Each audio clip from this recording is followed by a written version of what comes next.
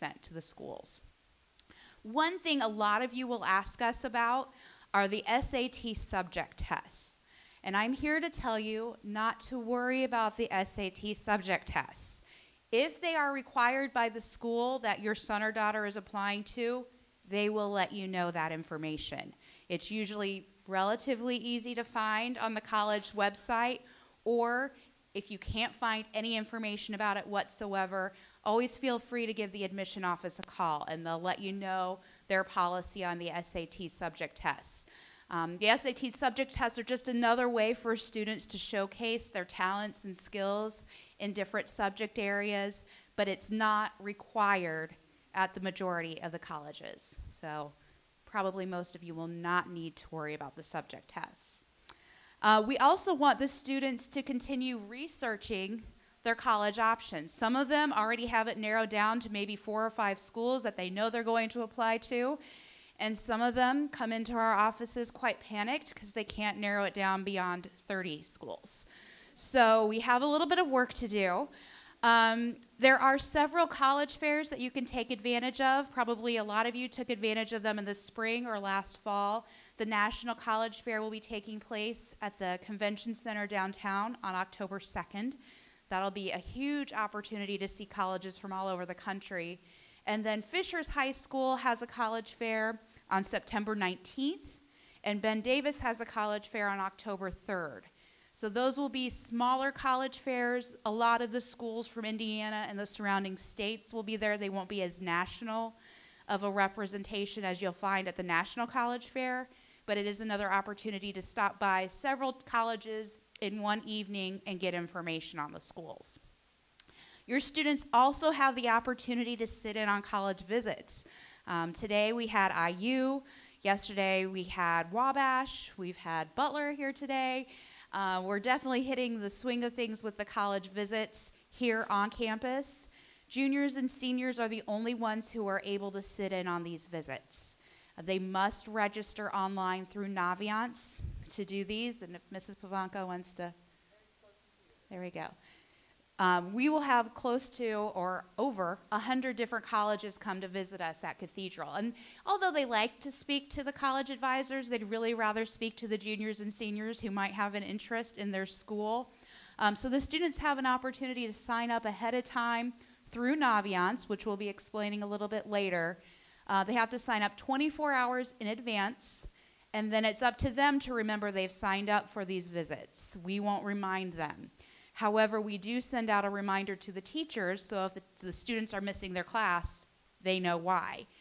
The teachers, though, do reserve the right to tell the students or to tell us that a student can't miss their class on that particular day. It could be due to a test or a quiz or a presentation, or maybe that's the day in math class where if you miss it, you're going to be out of the loop for the rest of the school year. So the teachers are looking out for the students, trying to make sure they're not falling behind. And if that happens to be the case, they can't miss class, they can just let us know and we'll pick up information for them.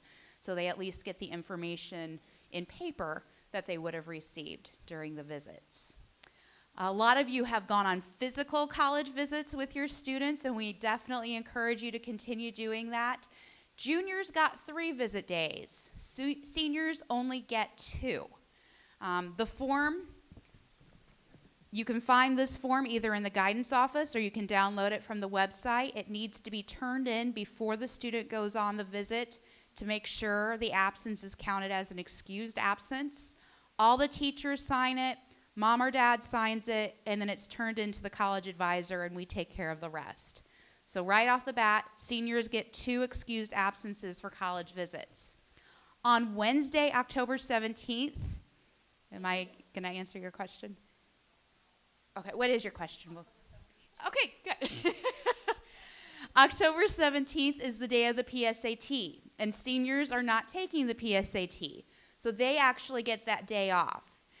If a senior chooses to use that day to either visit a college and bring back proof that that's what they did with their day off, or they help with the freshman day of recollection here on campus, we will give them a 3rd excused absence that they can use later in the senior year. So we definitely want them to use that day wisely, and we will reward them with an extra visit day later on. Did that help? Okay. I think I covered everything. Okay, we're going to move on to Naviance and Mrs. Pavanka. This is such an attentive group. I love it. My name is Kathy Pavanka. I have the letters G to N. I'm not as creative as Miss Miller. Only thing I can come up with is a Goonies. So it hasn't really caught on yet, so I don't think I'm going to stick with it for very long.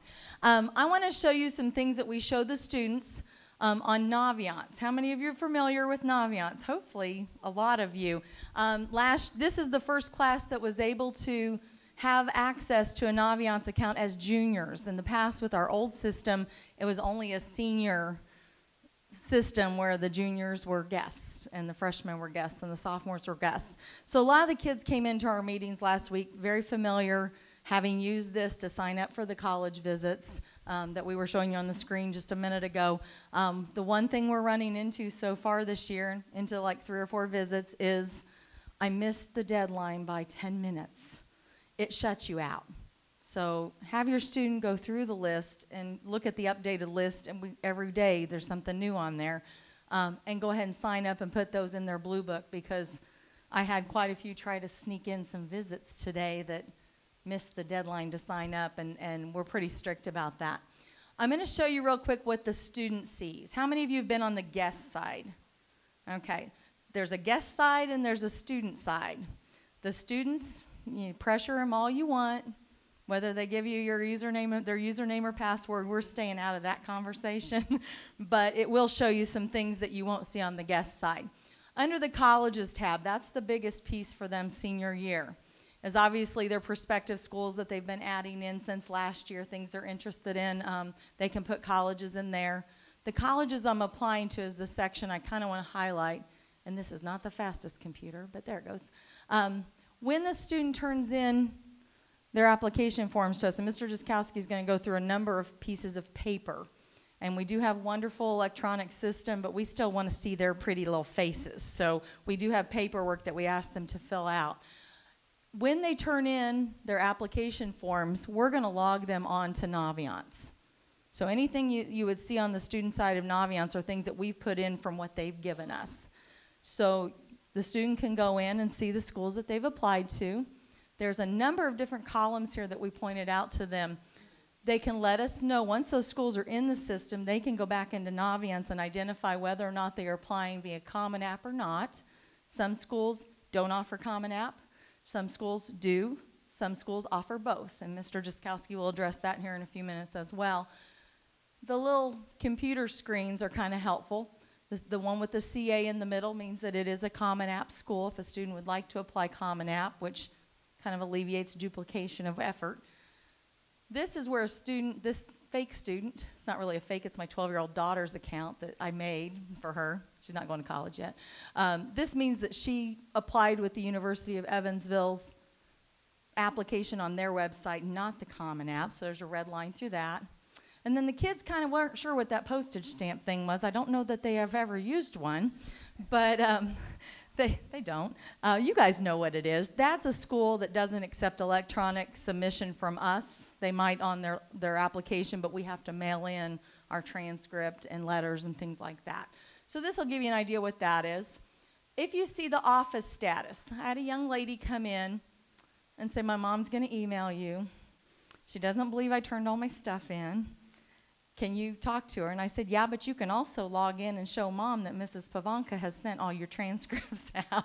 So there was a little discourse in terms of whether or not the mom believed what the student said she had done. I'm sure that doesn't happen in any of your houses. But what it'll say is right now, nothing has been sent, so it says pending. Typically what you're going to see if we've sent information is initial materials submitted. So that in the initial transcript, the initial college report, those types of things. So you're going to see that on there. Student can also go to the scattergrams and email the colleges and things like that as well. We don't need the attending part yet. That's way off in the distance. We don't have to worry about that section yet. Teacher recommendations, just real briefly, we kind of changed our format. How many of you have had students already through Cathedral? This is a new process this year, so this is a little bit different. The first step that they're going to take is they're going to invite their teacher via Naviance. And what it does is we have all the teachers, if I do an add request, with all the teachers in the system on Naviance now, and they just send them a quick email asking them if they'd be willing to write a letter, but they are going to follow up in person. And a number of your students, I know several I see in the audience here, they have taken the form that we've created for this year and taken it to that teacher afterwards to do that face-to-face that we don't ever want to get away from here at Cathedral.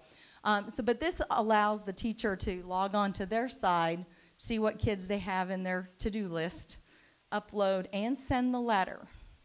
The beauty of this, for those of you who have been through this process before, we do not have to go back into our little file in our drawer and see if I've checked off right next to Catherine Hobecker's name that her teacher has given me a letter and I've sent it to all her schools.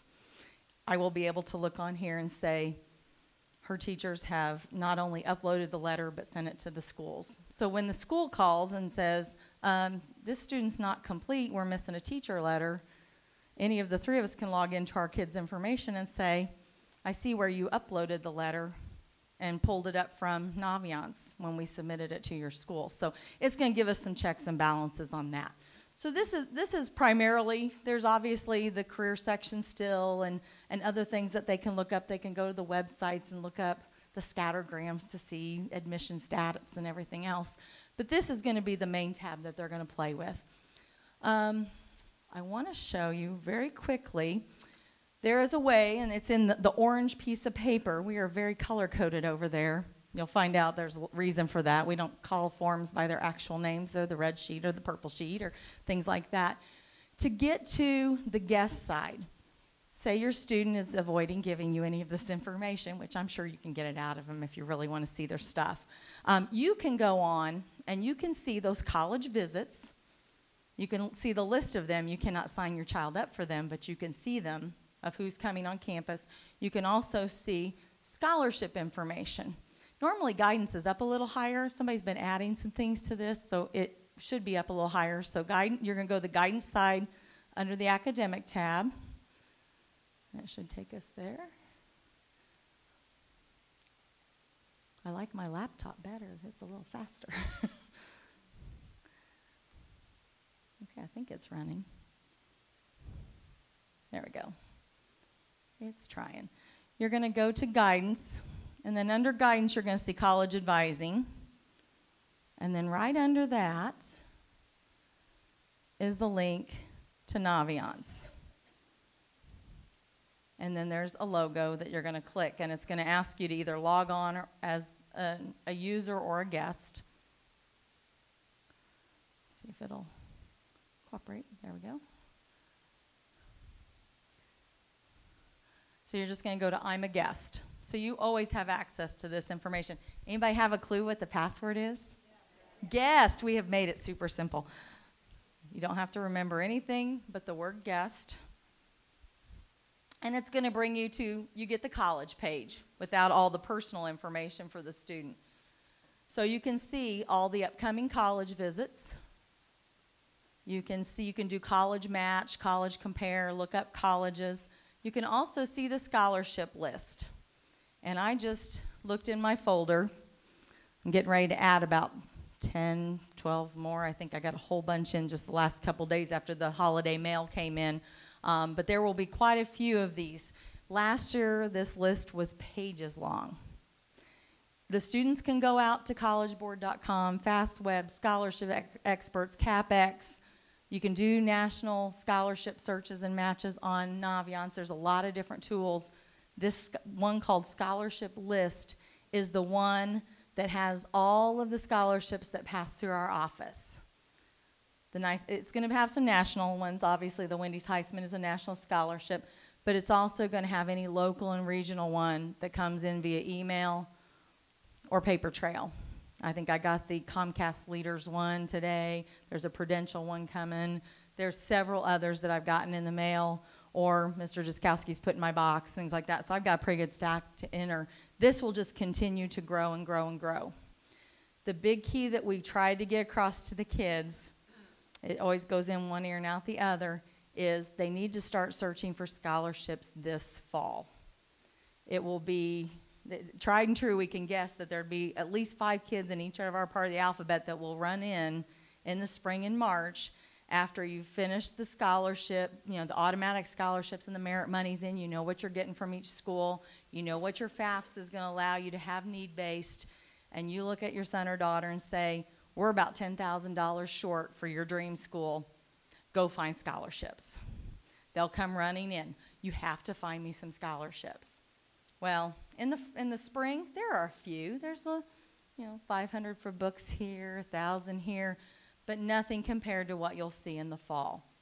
And the national ones are great. Some of them are writing essays, some of them are leadership and service, but it's some of those local, regional, college-specific ones that come through that the kids really need to keep an eye out for. And I realize they are applying to school right now, and that is the main thing on their mind, but they need to also do a little bit of scholarship search as well. I have a boy that did a whole bunch of scholarship searches, but he hasn't applied anywhere yet, so he's trying to get that money before he goes. So, but that's one place that you can look at that. And like I said, this is going to grow each week. So a lot of times I will send an email out to the whole class saying, whole bunch of new stuff on Naviance, go out and take a look, or I'll highlight a couple. So,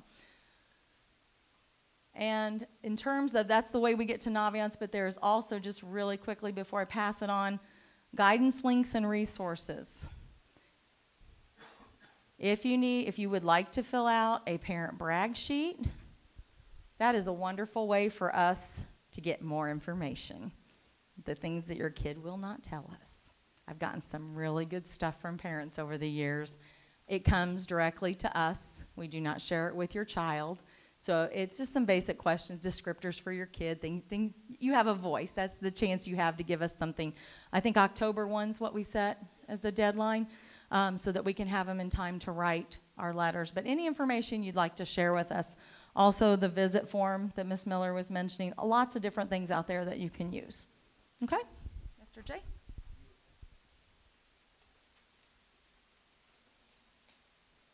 Thank you. Notice Amy Payton, I didn't trip coming up here. Do you see that? Didn't trip in the smoke, right?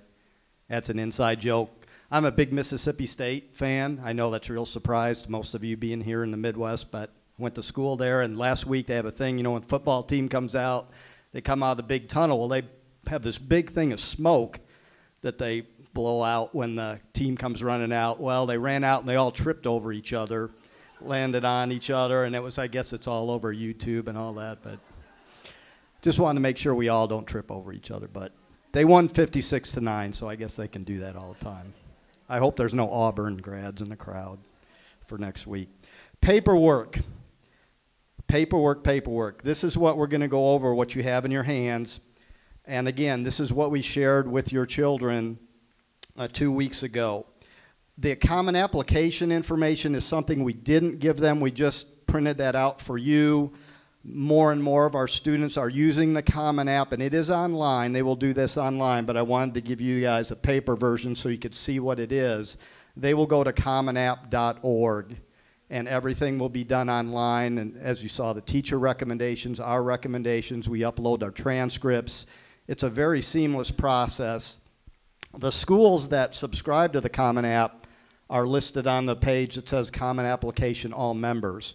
So it grows each year, and I know I've already talked to Terry here from IU, and I know our visitors are coming from Purdue tomorrow, that some of those schools are looking to go to the Common App. Right now it's mainly some smaller liberal arts schools that are basically Common App members, but it's becoming more and more of a trend. So that's just information for you. Again, we didn't give that to the students, but they are very aware of using the Common App.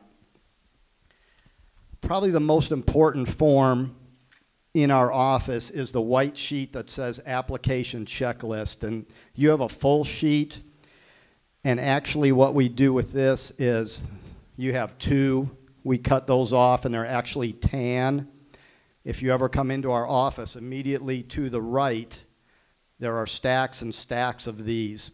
This is kind of our lifeline to your students, and this is really key, and we really, really emphasize this and want to emphasize this with you as well.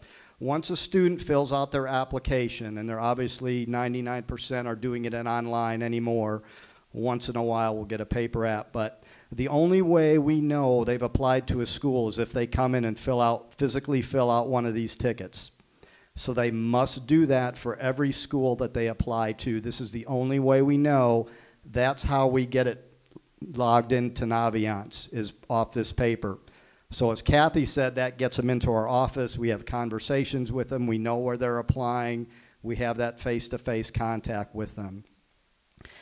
As you can see on there, it really asks everything that they will need for that application. So we ask them to make sure they put it out in detail. If they're asking for a teacher recommendation, who is that teacher? If they're giving us an essay, a personal statement, so on, we make sure they check it so we know that if they're actually giving that stuff to us, we have that. Most of that, again, this is all going to be done online. Your application fee and everything else on there is included. Step 2, you'll see at the bottom, very important, if there is a deadline date, they need to note that. For example, rolling admission, that's what Indiana University is on. Rolling admission simply means once all your materials are in, within 4 to 6 weeks you're going to get a response. A postmark deadline is exactly what it says. If it's a postmark deadline, it doesn't have to be at the school by that date, it just has to be postmarked. Receipt deadline does mean that school has to receive it by that date, whatever that is. So it can't be in the mail, it's got to be in the school at that date. So very important that the students note that so we get this out on time for them.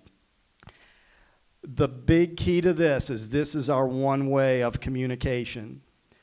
We tell them, do not email us, do not pass us in the hall and say, hey, Mr. J, I just applied to IU, can you send my stuff? You know, we're doing 20 other things with 20 other kids during the day besides college apps as well. So if you guys email us, if you guys leave us a voicemail, the first thing we're going to do is going to call your student in and tell them to fill out one of these. So it just delays the process for you even longer. So please, please, please, and I know none of you in this room are going to fill out your applications for your students. None of you will fill out your applications for your students. It's their process. Let them do the work. Let them make sure they turn these forms in. Okay? Any questions on this? This is really key for us again. Okay, great. The next page, the pink sheet, really explains the process in terms of how long does it take for us to get things out, when should they get this checklist sheet into us. So they all have this pink sheet. We went over this with them. And the page I'm referring to, the side I should say, says College Application Guidelines at the top, that side. So it says College Application Guidelines at the top, and the first box is applications not requiring a counselor recommendation. You can also add teacher recommendation to that. So anything where we do not or a teacher does not have to write for them. And you can see the examples in the box, Ball State, IU, Indiana State, Purdue. Those are just some examples. Obviously, there's tons of other schools out there that don't need letters as well. So what we're telling them on this is when we get that application checklist sheet from them, they are giving us 1 week to process that application. So we don't have to write. It's a very easy process. Their transcripts are all loaded into Naviance. We just have to go in there, push a button, send the transcripts, and fill out a school report form. Typically, those are done within 1 or 2 days. Unless we have, 30 applications on our desk, it might be a longer period of time. But we ask for the week just in case there's a high volume. But those are easy applications for us to process. Those are the ones we tell the kids to get out of the way now. So if they're interested in the IUs, the Purdues, the Ball States, the Indiana States, get those done, get them out of the way. As you can see, the Common App is a pretty cumbersome application that they have to write essays, they have to get recommendations. It takes a lot more time and thought. So those are ones that are very easy. The last 3/4 of the page talks about those applications that do require us or a teacher to write. Step 1 talks about a yellow form. I'm sorry to bend down here, but I want to make sure I get everything. Yellow form is a teacher assessment form that your student can give to any teacher, a coach, a moderator. It does not have to be an academic teacher. For a formal letter, we talk to the students about getting a core academic teacher to write their letter. This yellow sheet is only used by the three of us. It does not go anywhere else. It's just a guide, just like the parent brag sheet. It's something we use as a tool to write for your son or daughter, okay? So we ask that they take a yellow sheet and they can give that to any person that can write about them. It can be people out of school. It can be somebody they work for. It could be a priest, somebody who can get it back to us within about a week and give us some information about your student. The paper that goes with that is mentioned in step number 2, the purple sheet. This is a self-assessment sheet that your son or daughter will fill out, and again, they will give that back to us. So for us, the three of us, to write a letter, we require each student to have the yellow and purple sheet on file. So if George Payton was to come into my office and say, hey, Mr. J, I'm applying to the University of Memphis, I need a letter from you, I will say, George, do I have a yellow and a purple sheet on file from you? That's the first thing I'll ask them, okay? The purple sheet they can do anytime. They have them get this out of the way now, just turn it in. They don't need to wait till they're working on applications. If they've got a resume, they don't even need to fill out that first part because we've already got that. And they can just check with us to see if we have a resume on file. Step 3. Yes, thank you, Ms. Miller. Step 3, it says, at least 3 weeks before the application is to be sent, submit the following to your college advisor, completed college application checklist. Okay? So we've got the yellow sheet, we've got the purple sheet, we're ready to write. Remember up here on that first one we said, give us a week to process those applications that don't require us to write. What we told them, what we're telling you is when we have to write, please give us at least a 3-week time frame. Why is that? Several reasons. One, obviously we want to write the best letter for your son or daughter that we can, and we don't want to be doing that in one night when they've given it to us the night before a deadline or a teacher. That's not going to help us put their best foot forward. You can see all the information that we're getting from them, the brag sheet, purple sheet, the yellow sheet, what we know about them already. We want to put all that together for them. Our letters are at least a page, if not a page and a half or 2 pages on each of our students. So we want to do that good detailed work for them.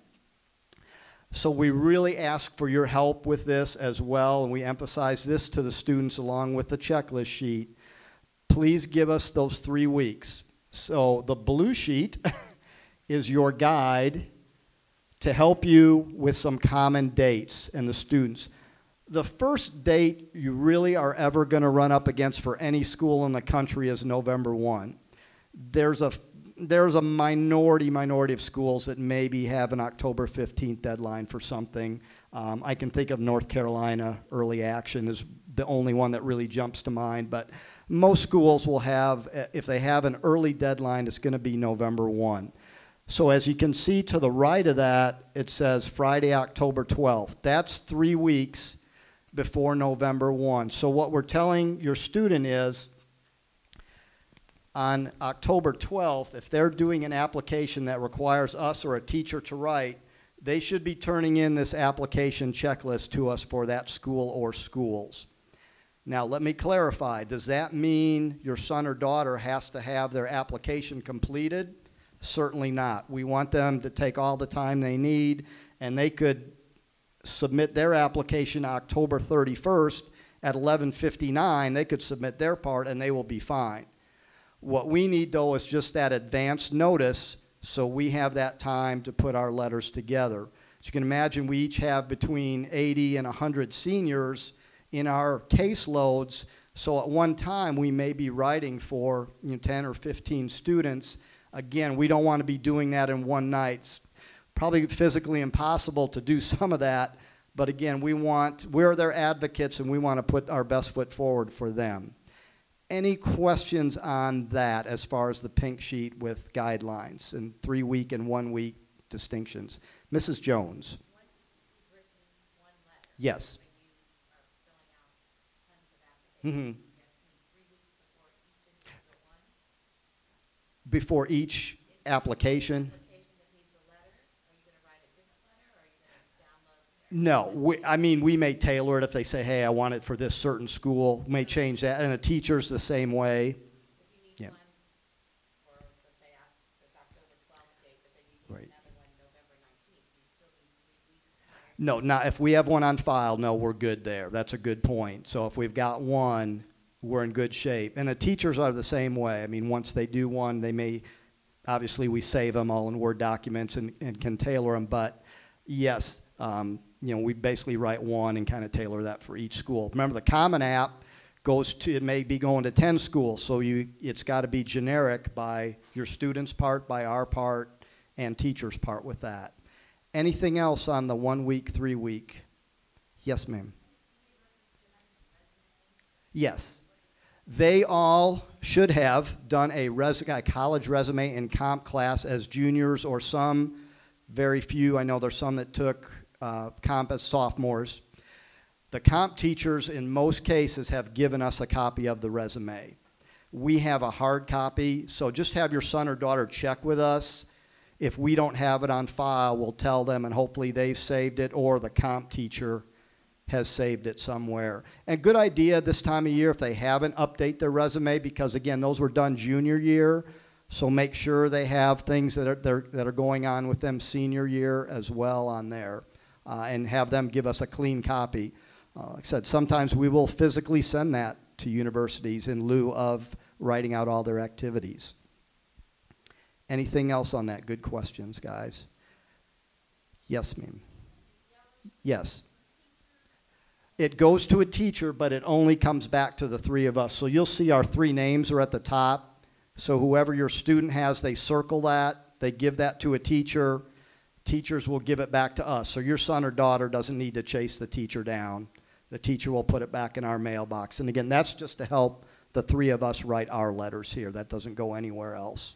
As your brag sheet doesn't go anywhere else. That stays with us. Anything else I'm missing on there? Think I've got everything. Oh, the red sheet. This is new. This goes along with what Kathy was saying about inviting the teachers on Naviance. So your son or daughter will go into Naviance. There's a pull-down menu. Every teacher in the school, there's teachers who were here last year that are not here, like Mr. Williams and Mr. Brown, who are pretty popular teachers who your kids had junior year, who are in there as well because they know they're going to get asked to write some letters. So they will follow up and fill out this red sheet and take it to that teacher, and if they need another one, there's tons of red sheets, but we've put one in their mailbox to start with.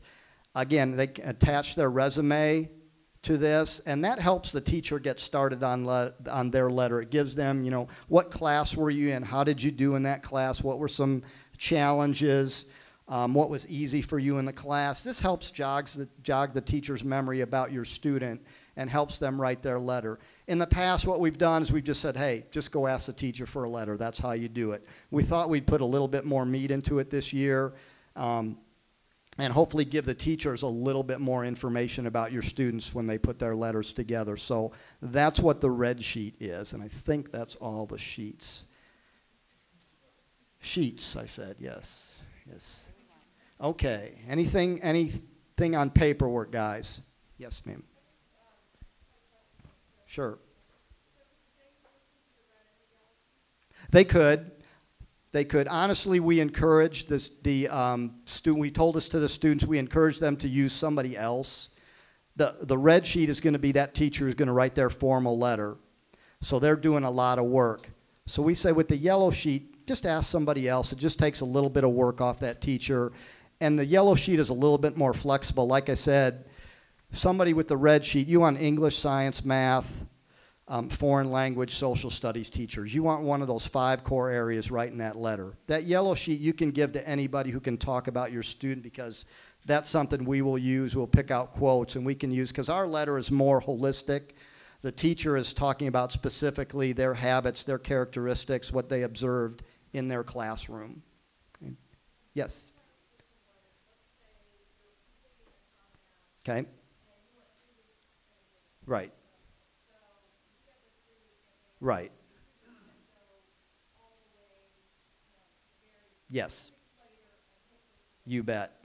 You bet. Because their deadline is November 1, which ours is too, but like I said, if we have 20 applications that are Common Apps and we know they're coming November 1, we got to have time to write 20 letters and process 20 common applications and make sure we get them out on time for you guys. I should note too, sometimes we ask, well, hey, how do we know you guys have sent it? In Naviance, now this is only your son or daughter has to let you in their account to see this, but once we log in the schools from the checklist sheet, once we send the transcript, it gets marked in there and it will say initial materials submitted.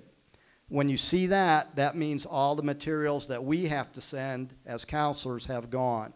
So you can see that in their account. What we also do is on that white sheet, the application checklist sheet, on the side there you see the dotted lines where it says name your application materials were submitted on.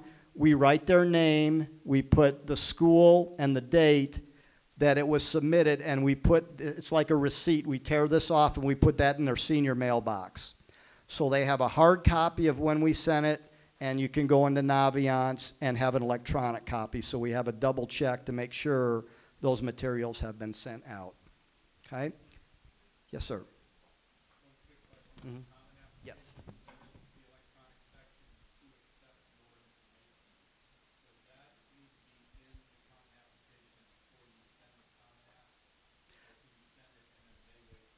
The Common App is they have to put our email in, so it will go to Naviance. And there's a spot for that, for the teachers and counselors. When their student is doing Common App, it'll say recommender, it'll say teacher, and you go in there and they just have to put our email in, it will generate an email to us, and then they're in the system.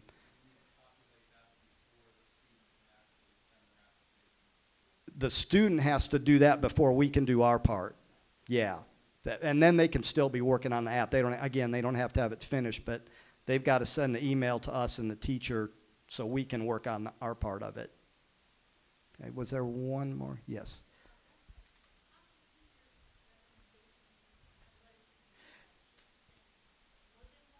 Common App has a space for 2, and every school is going to tell you probably maximum of 2. The Common App will tell you, when you pull up the school, I'll use Miami of Ohio as an example, they need 1 recommendation. It can be a counselor, it can be a teacher, either or, okay? Harvard, they're gonna want 2 teacher recommendations and a counselor recommendation. So each school will tell you exactly how many letters you need. The most space, like I said, on Common App is 2, so that's really the most they'd ever need. 2 teachers and a counselor, so really 3 total. No, and that's an excellent point. I always go back to the Notre Dame rep who comes in here, and I'm sorry, I can't remember the Notre Dame night off the top of my head. Miss Miller, that's why you're so good. October 24th is our Notre Dame night, for those who might be interested. Notre Dame rep comes and just talks about their admissions, but a rep we had probably about 2 reps ago always tells a story about the student who sent in 96 recommendation letters. What you want to do is follow exactly what the college is looking for. Okay, if they're asking for 2, send 2. If they're asking for 3, send 3. And the bottom line is that student did not get in either. So, yeah, you follow their directions specifically. I know Terry over here, if they go to the Common App next year, they're getting, IU's getting 30,000 applications. He's not going to want to read an extra letter that you decide to send in. So the basic guideline is follow what the college is asking for. Thank you. Okay, one more. Molly Cripe.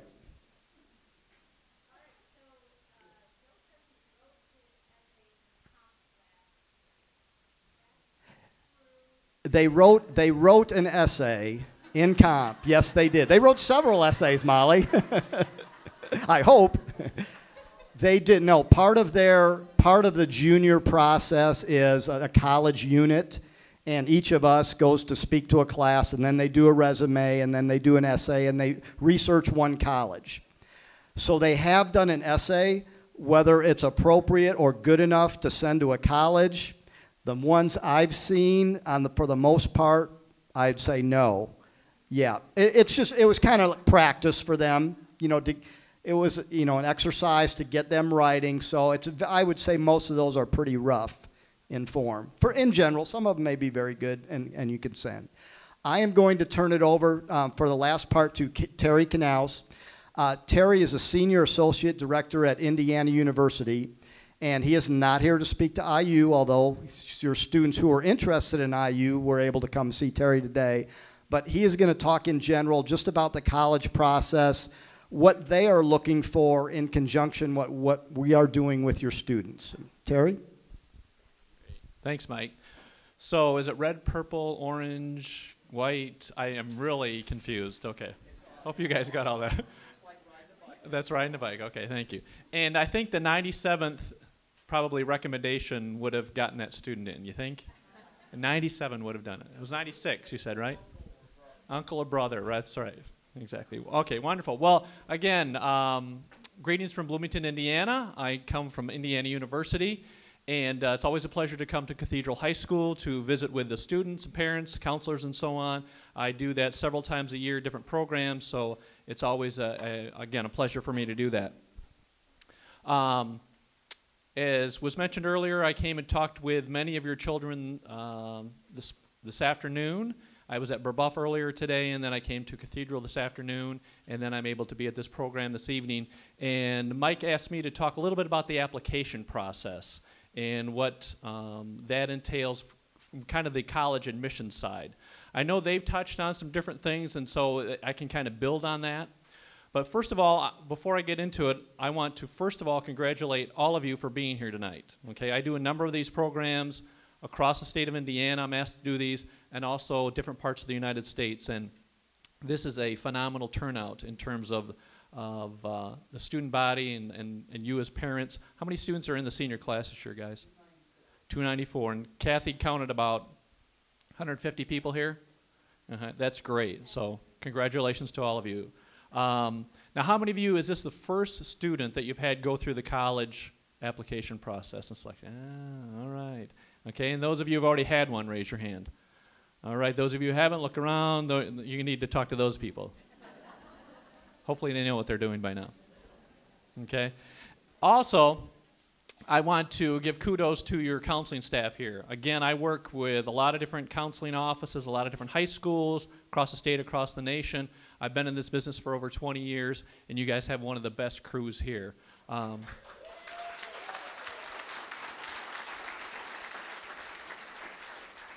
They know what they're doing, they're genuine, and most importantly, they care about your kids. They really do, what's best for them.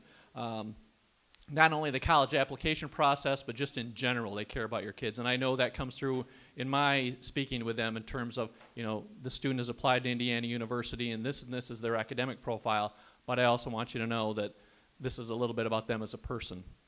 So again, you guys have a great group here, and I certainly enjoy working with them all the time. Okay, the application process. Okay, 3 areas that I want to touch on tonight. The first one is deadlines. And I know Mr. Jaskowski talked a little bit about deadlines. Deadlines for applications for admission and deadlines for scholarships are extremely important. Okay, your kids, your students have deadlines here in terms of getting the information in so that make sure that the application gets to the colleges in time. We take those deadlines seriously. Okay. I say that because here in most high schools, the culture can often be a paper or a project is due on Friday, but something comes up, or the student is a good kid, or they're a good student. It's like, okay, can I have the weekend to do it, Mr. Smith? And okay, that's fine, get it in on Monday. No big deal. They don't think anything of it. Okay? At Indiana University, for instance, we have a November 1st deadline for scholarship consideration. Any student wants to be considered for a merit-based scholarship, the deadline is November 1 to apply for admission, to submit the application for admission, and then supporting documents, transcript, test scores, and so on. All of that has to be into our office by November 1st. Our application went live the first week of August, so I always emphasize to students they have 3 months to get it in. August, September, October. Plenty of time. And as Mr. Jaskowski was saying, and Kathy and Lynn, in terms of some students will say, boy, it's October 30th, I need this. Okay? And sometimes it takes a week to get there. Okay? At IU, for the first time this year, we're requiring test scores to be sent directly from College Board and ACT. No longer can they be faxed to us from a student's copy. Can they appear on a transcript? And that takes a few days. How long does it normally take from the time they request? Couple weeks. Okay? So if a student's requesting their test scores to be sent to us and it's October 30th, they're not going to hit the November 1 deadline. And you don't want your student to work hard in the classroom, get the grades, do the service work, do the extracurriculars and so on, and then they miss a deadline and they're out of possible admission or scholarship opportunity as a school. So when you see those, they're hard and fast. Okay? We receive at IU almost 36,000 applications for our freshman class. We have to be fair to everybody. We receive them from all over the state of Indiana, all over the nation, and from all over the world. And so November 1 for us is a hard and fast date. Students can certainly apply for admission and be admitted after that, but they wouldn't get any scholarships. Okay, so pay attention to those deadlines. Second area I want to talk about is supporting documents. Okay. At each school, they're going to require different documents. At Indiana University, and many, not all, but many public universities, we're basing our admission decision basically on a student's academic profile, which means that their classes, strength of the classes, grades, grade trends, test scores, things like that. Okay? So we don't require an essay. We don't require recommendations. When we do ask a student to write something, as far as a personal statement, it might be because of extenuating circumstances that they want to share. Okay, and they say, boy, sophomore year I contracted mono, I missed a couple weeks of school. When I got back I was tired for the next month. It was hard for me to catch up. That one semester was not good. Everything else is good. So I want you to know that's why that one semester doesn't look very good on my transcript. Okay? Or other students, it may be family circumstances, basically something outside of their control. If they want to write about it, they can. And then we ask for a letter of support from the counseling office. And I always share, it's interesting how different people from the United States kind of deal with this. That people from Indiana and kind of the Midwest, they don't really want to share a whole lot. You know, it's kind of like, you know, we're kind of, it's like, you know, people don't need to know our business. And even if it helps me maybe to get into college, we just don't feel comfortable. If I don't get in on my own merit, I shouldn't get into that school in the first place. Okay? Whereas other people from other parts of the United States, they will tell you anything and everything and pages of it. And they will tell us everything about their parents, everything about their father and their mother and what they did and what they didn't do and their relationship. And you're like, no, okay, that's way too much. But they're like, do you want to know more? If it helps me get in, I will tell you more. So students can write something in terms of that, and they get a letter of support if they want to share extenuating circumstances in that respect. Also supporting documents, transcripts. We need an official transcript. Every college university will need the transcript. And we base our decisions on a student from freshman year on up. So if your son or daughter, or if you currently have children that are in middle school, certainly you want them to do well, get good grades, kind of set that pace to get into high school and to keep that up. But as far as grades, we're looking at from freshman year on up, okay, on the high school transcript. We also look at the senior year schedule. The way the system is set up, we have to make an admission decision based upon the end of the junior year. We can't wait till the end of the senior year. It just doesn't make sense. So by the end of the junior year is when we make a bulk of that admission decision, but we still require them to be successful senior year because we always emphasize, we request and require a student's final high school transcript to make sure they still meet our admission standards, and if not, we rescind their admission.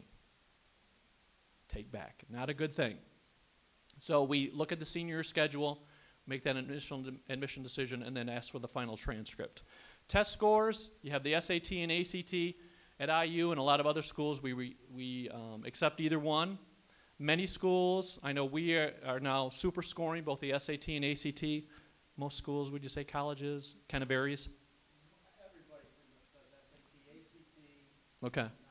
Okay. Super scoring means that we take the best of the sub-scores, combine them together for the best high score. So, for example, on the SAT, there's a math, critical reading, and writing. At IU, we take out the writing, so we just look at the math and critical reading. But if a student takes it more than once, which we highly recommend, we'll take the best math and best critical reading, combine them together for one high score, not only for admission, but for scholarship consideration too.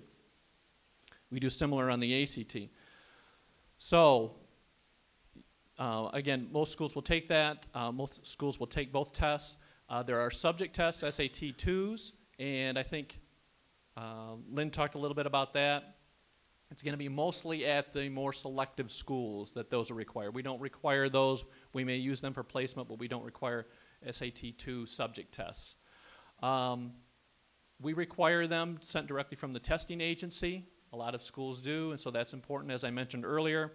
And then essays and recommendations. Mr. Jaskowski talked about, the 96 and so on. We have an old saying in our office and other admissions offices that goes that the thicker the file, the faster it sinks. Okay, so if we get a file, of course, now we're going electronic. It doesn't mean quite as much anymore. I mean, we read everything online now. Everything is scanned. But when you get a real thick file, you know that by the time you get to the transcript, it's probably not going to be the best transcript that you've seen that particular day. So it is important. I want to emphasize exactly what Mr. Jaskowski said. Whatever a school asks for, that's what the student should submit. Okay? At IU, we don't require essays.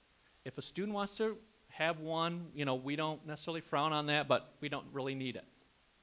We don't require recommendations, but especially if a student has some circumstances and so on, we really want to see that. Plus, these guys, they'll pick up the phone and give me a call and talk to me about the student too. Okay, last area I want to talk about is the admission standards and requirements. Every school is going to be different, folks. That's just the way the system works. It would be nice if every public school in the state of Indiana, we all had same admission requirements, but ours are different than Purdue's and different from Ball State's and Indiana State's and so on. Certainly we're different from the private schools in the state, and then you go outside the state, it's kind of all over the board. So what you want to do is check what the admission standards are at each individual school.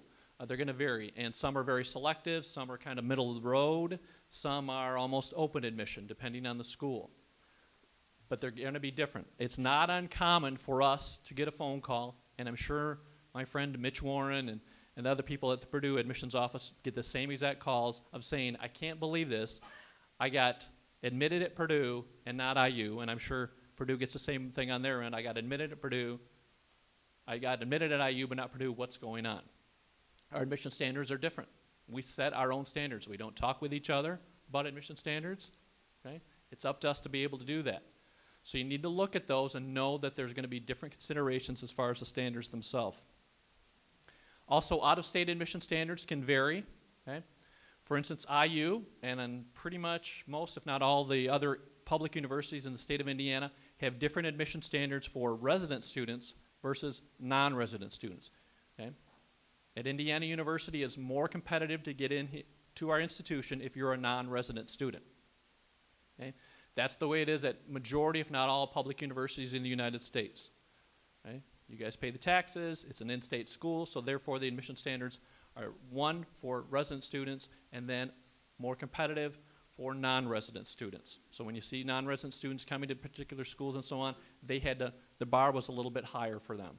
So you want to check into that if your students are looking at public universities outside the state, because they will probably have listed on their website residents and non-residents oftentimes. Okay? Let's see here. Lastly, websites are real important, as I mentioned, but really work with the counselors here. I know you guys have done that a lot already, but continue to do so. They're really knowledgeable. They've been in the business for a number of years now. I know both Kathy and Lynn have worked on the college side, on my side of the desk, so they know what's going on there too. And they also attend a lot of different conferences, network with people. In a few weeks, I know that I'll be going to a national conference this year. It's in Denver for our national association, and I know Kathy will be there for sure, and Mike may be there too. And usually at least a couple of them from the office go, and they're able to meet different colleagues in the admissions side of the world and be able to get to know them, and then in turn be able to help your students. Okay. Yep. As far as admission decisions, there are different ones. As Mike mentioned, at IU we're on rolling admission, okay, which means that as we receive applications, we make decisions. Okay? Now, how many of your students have already applied to Indiana University, just out of curiosity? Okay. If you can just kind of relax a little bit, okay? Our application went live the first week of August, but we are not making admissions decisions yet, okay? I had one student, well, one of the counselors today tell me at Rebuff that one of their students, heard it from someone else that someone was admitted on August the 3rd, okay? And our application went live August 1st. And I said, really? That's news to us. I'll go back and tell our office that we admitted someone on August 3rd because we didn't know that. We've admitted a handful of students right now, but we're still processing them. So we will in the next couple weeks, okay? Purdue doesn't start admitting students or giving out decisions until December, the first part of December. So big difference right there between us and them. Okay, so, but ours is rolling. As we receive applications, in the next couple weeks, we'll start making decisions and then kind of go full force after that. Okay? Other ones will have a particular deadline, and then they'll say we're going to start giving out admission decisions after that particular time. Some colleges, universities have early action. That means students can apply early on. They have a deadline usually later on in the year, but if they apply by a certain time, they'll say a small percentage of the students they'll go ahead and admit at that particular time. Okay? And then some have early decision. Right? Early decisions means a student can apply early on, have an earlier notification on admission, but then they have to, it's a binding decision. They know ahead of time if they get admitted at that school, then they have to commit to that school that early. And sometimes it's as early as what, December? Yep, versus the May 1st deadline, which is normal for colleges and universities. So you have different ones in there that you want to look at. And again, with deadlines, adhere to those. I can't tell you how important those are, right? It breaks our heart in our office when we have students that apply like November 3rd or 5th or something. Also, I'll let you know, we have a number of students each year that contact us in April or May, and they say, you know what, I was going to go to Pepperdine. I'm just throwing that out as an example. Okay, if you've ever been to Pepperdine, it's in Malibu, California. It's on the beach.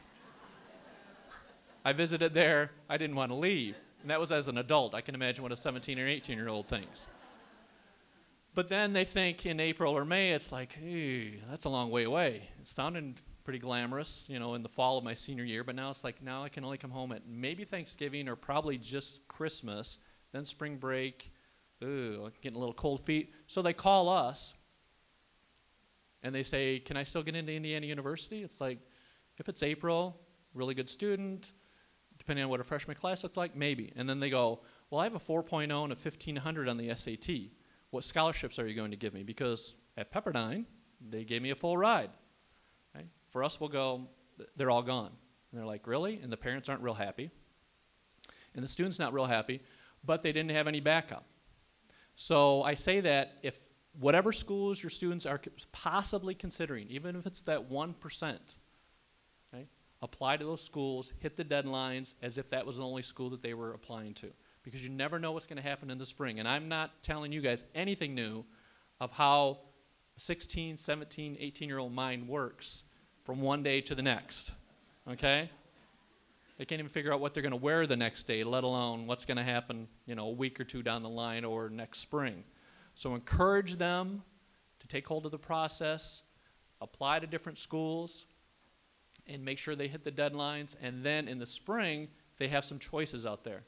Because every year, we can set our watch to it in our office. We'll have valedictorians, students with 4.0 GPAs, great test scores, and they decided not to go to their school for whatever reason. And then, you know, if it's February or March, they can still apply to IU, get in, but they get 0 scholarship dollars. If they would have applied by November 1st, a lot of those students oftentimes would have gotten half ride, full ride, and so on. So that's important. Okay, I think that's it. May 1, yes. What about May 1? What is that? Is that your birthday? Happy birthday, Mike, May 1. Oh, sorry. 24 days before Mike's birthday. Everyone remember that. May 1st is the National Candidate Reply Date. Okay, that means your students, when they get admitted to colleges, universities, if they get admitted to Indiana University September 15th, they can send in their enrollment deposit at that point and commit to us on September 16th and become an Indiana Hoosier then. Or they can wait as long as May 1st to send it in. That's what's called the National Candidate Reply Day. A student does not have to make a monetary commitment to any college or university until May 1st of their senior year. It's a nice thing because then they have time to get admitted at the schools or find out the decisions of the schools that they've applied to, hopefully get admitted to most if not all of those schools, and then have until May 1. And I tell you what, we have students that, again, get admitted in, say, September, October, and they submit their enrollment deposit about a week after that, and they're ready to roll. We have other students that they wait until the very last minute, and that's okay. That's why we have that date of May 1.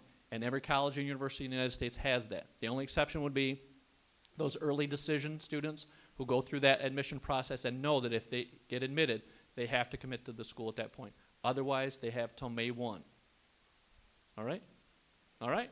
Thank you.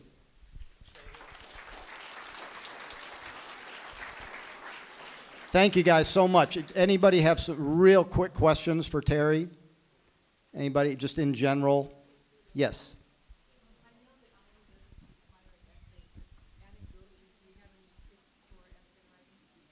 Question was, IU does not require an essay. Do I have any tips for that?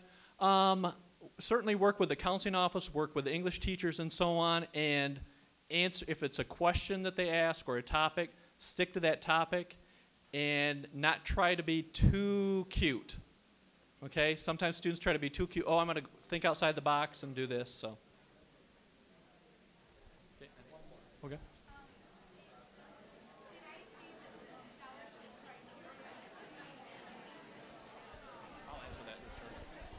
I just have one sec. Becky Bechtel.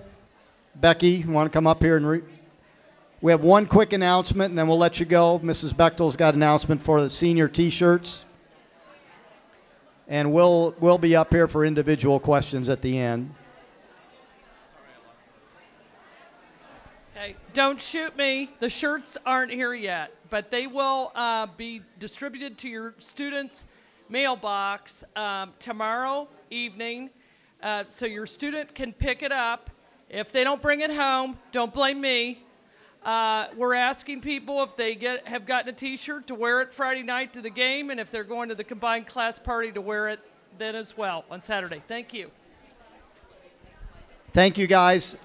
Please, if you need to visit with us, email, call us. We'll set up times to visit with you. We'll be up here if you have any questions. Thank you.